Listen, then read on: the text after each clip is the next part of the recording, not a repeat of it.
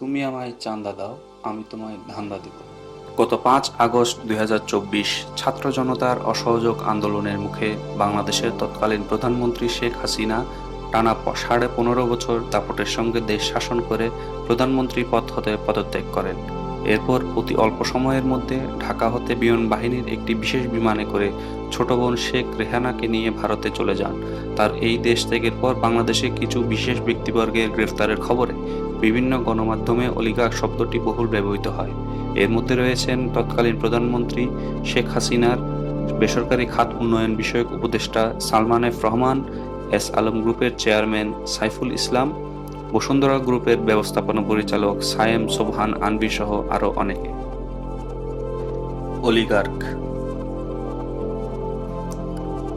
একজন অলিগার্ক হলেন এমন একজন ব্যক্তি যিনি ধনী এবং প্রভাবশালী ব্যক্তিদের একটি ছোট গোষ্ঠী বা দলের অংশ, যারা একটি দেশ, সংস্থা বা শিল্প নিয়ন্ত্রণ করে বা নিয়ন্ত্রণ করতে সাহায্য করে থাকে। শব্দটি প্রায়শই এমন ব্যক্তিদের বর্ণনা করতে ব্যবহৃত হয় যারা উল্লেখযোগ্য অর্থনৈতিক বা রাজনৈতিক ক্ষমতা এবং প্রভাব রাখেন।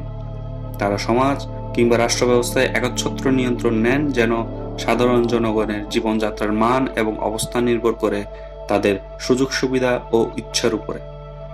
ক্ষমতাবান ব্যক্তি তাদের ব্যবসার অনুকূল পরিবেশ তৈরি করে দেয়, বিনিময়ে তারা ক্ষমতাবান ব্যক্তি কিংবা গোষ্ঠীকে উপহার তথা ফান্ড প্রদান করে। এই ফান্ড ক্ষমতাবান ব্যক্তি কিংবা দলের ক্ষমতায় টিকে থাকার জন্য তাদের সমর্থক বা পৃষ্ঠপোষকদের উপঢৌকন কিংবা খরচ নির্বাহ করার জন্য ব্যবহৃত হয়। সহজ ভাষায় বলতে গেলে এই ফান্ডের অর্থ ক্ষমতাবান ব্যক্তি কিংবা দলের নেতাকর্মীদের বাগে আনার জন্য ব্যবহৃত হয়ে থাকে। এছাড়াও এই অর্থ দিয়ে ক্ষমতাবান ব্যক্তি বা দলের প্রভাবশালী নেতাগণ বিলাসী জীবনযাপন করে থাকে। সার্বিকভাবে বলতে গেলে বোঝায়, আপনি আমাকে টাকা দেন, আমি আপনাকে ব্যবসার পরিবেশ তৈরি করে দেব। আপনি আপনার ইচ্ছামতো ব্যবসা বাণিজ্য করবেন আর আমাকে ক্ষমতায় টিকে থাকার জন্য আর্থিক বা অন্য যে কোনো উপায়ে সাহায্য করবেন।